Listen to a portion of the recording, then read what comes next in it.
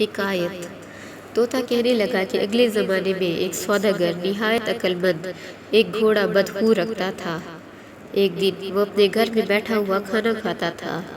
اسی عرصہ میں ایک شخص گھوڑے پر سوار وہاں آیا، اتر کر اس کو سوداگر کے گھوڑے کے پاس باندھنے لگا اور مستعد کھانا کھانے کو ہوا۔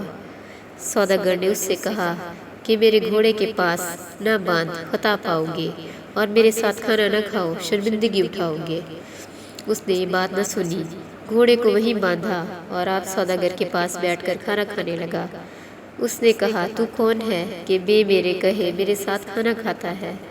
اس نے اپنے تئیں بہرا بنایا اور کچھ جواب نہ دیا۔ جب سوداگر نے جانا کہ یہ بہرا ہے یا گونگا، یہ سمجھ کر چپکا ہو رہا۔ اتنے میں سوداگر کے گھوڑے نے ایسی لات دی کہ اس کے گھوڑے کا پیٹ پھٹ گیا اور وہ مر گیا۔ تب اس سوداگر سے قضیہ شروع کیا اور کہا کہ قیمت اس کی میں تجھ سے لا کلام لوں گا، تیرے گھوڑے نے میرے گھوڑے کو مار ڈالا ہے۔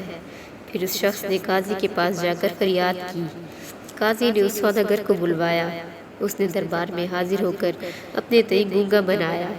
جو بات قاضی نے اس سے پوچھی کچھ جواب نہ دیا۔ قاضی نے کہا یہ گونگا ہے، اس کی کچھ خطا نہیں۔ مدعی نے عرض کی کہ حضرت سلامت، آپ نے کیوں کر معلوم کیا کہ یہ گونگا ہے؟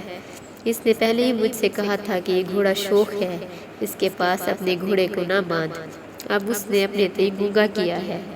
قاضی نے کہا تو بڑا احمق ہے، آپ ہی اس کے منع کرنے کی گواہی دیتا ہے اور آپ ہی گھوڑے کا دعویٰ رکھتا ہے، اس میں اس کی کیا تقصیر ہے؟ چل دور ہو سامنے سے۔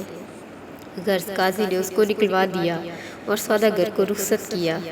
یہ کہہ کر طوطے نے خجستہ سے کہا اچھا اب دیر نہ کرو، جاؤ اور اپنے معشوق کو ملو۔ کدبانوں نے یہ سنتے ہی چاہا کہ جاوے۔ اتنے میں صبح ہو گئی اور مرغ نے بانگ دی۔ جانا اس کا اس روز بھی موقوف رہا۔ تب یہ پرت پڑی اور رونے لگی، اے سحر، ہاتھ سے تیرے اب میں شب امید اپنی کھو بیٹھی۔